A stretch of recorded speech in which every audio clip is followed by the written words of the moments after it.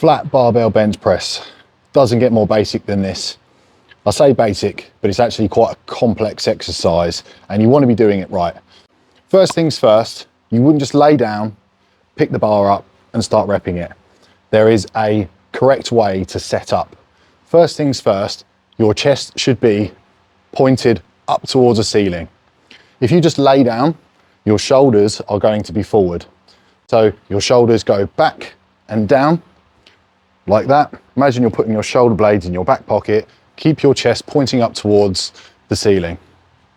Secondly, you want to make sure that your feet are firmly planted and there is a nice arch underneath your back. I'll show you what this looks like from the side. Okay, so this is just laying down. This is not a good starting position.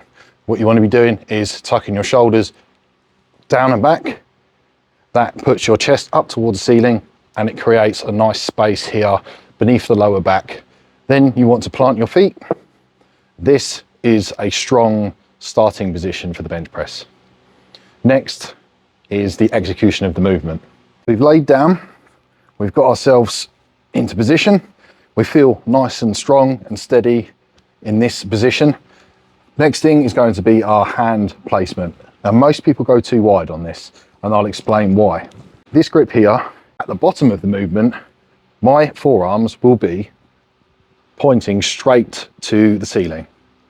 Now, this is the strongest position to be in. You want your wrists to be directly on top of your elbows at the bottom of the movement. Once you're laying down and you're just about to unrack the bar, the things that I want you to think about is bringing the bar to your lower chest, not up here. So you're bringing it down to your lower chest in line with your nipples or your sternum. And we don't want flared elbows.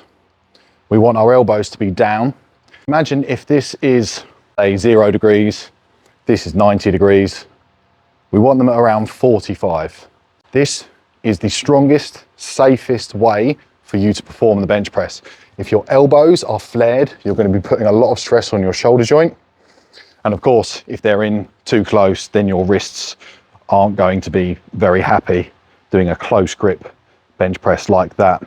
Just to reiterate, chest up, number 1, shoulders down and back, number 2, feet planted and a nice strong base.